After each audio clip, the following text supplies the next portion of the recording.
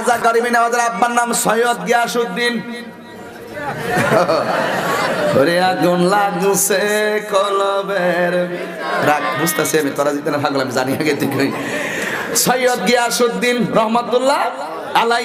আবার মার নাম হলো সৈয়দা উম্মুল ওয়ারা। সুবহানাল্লাহ। কি? উম্মুল ওয়ারা রহমাতুল্লাহ আলাই।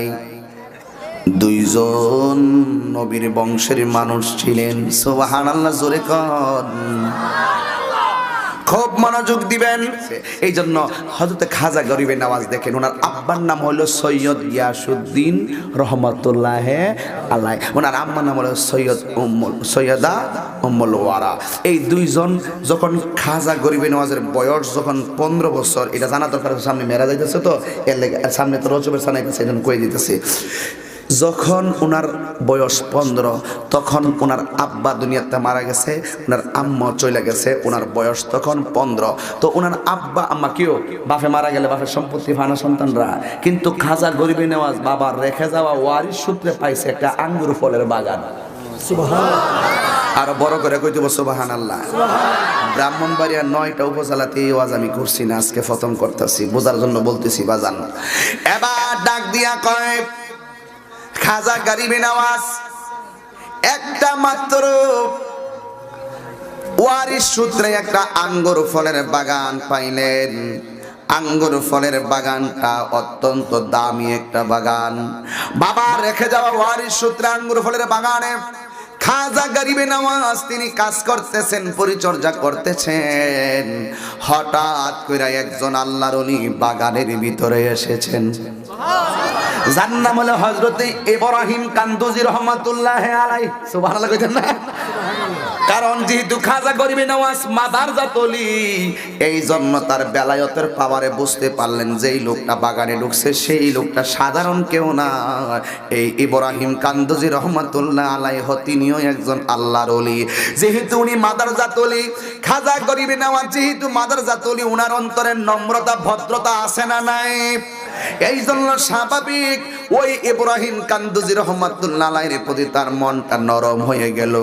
ডাক দিয়ে বলে, ও হুজুর আপনি বসুন। এবার ওই আল্লাহর ওলি একটা ব্যাগ নিয়ে বসছেন। বসার পরে তিনি কি করলেন, আমার বাড়িতে তো কোনো খাবার নাই, আঙ্গুর ফলের বাগানে কি আছে? কথা কথা কি আছে? আঙ্গুর ফলের বাগানে আঙ্গুর ফল আছে। ওই আঙ্গুর ফল দিয়া ইব্রাহিম কান্দুজি রহমাতুল্লাহ আলাইহির মেহমানদারি করলেন। আবার ওই আল্লাহর ওলিও কয়, উনি যেহেতু আমার আঙ্গুর ফল দিয়ে মেহমানদারি করছে, আমিও তো একটা মেহমানদারি করার দরকার, আমার যা আছে আমি তা দিয়ে মেহমানদারি করব। ওনার ব্যাগের ভিতর দিকে একটা রুটি বাড়ি করলেন। সুবহানাল্লাহ, জোরে কই দিব সুবহানাল্লাহ, জোরে গান। ওনার ব্যাগের ভিতর দিকে একটা রুটি বাইর করলেন।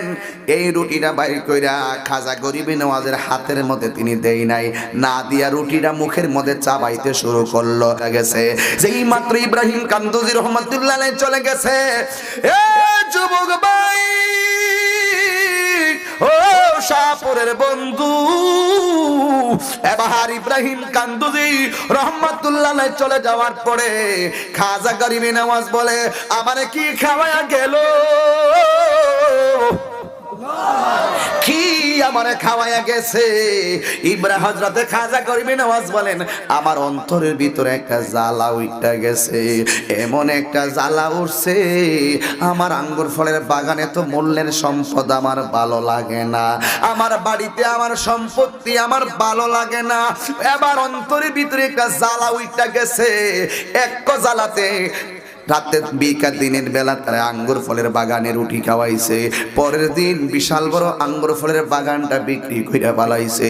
কেন বিক্রি করছে জানেননি? কই আমার এত দামি বাগান দরকার নাই, ওই বাগান বিক্রি কইরা খাজা গরিবে নওয়াজ তিনি এমন একটা জায়গায় চলে গেলেন যেখানে 7.5 বছর পর্যন্ত যায় শরীয়তের ইলম অর্জন করলেন।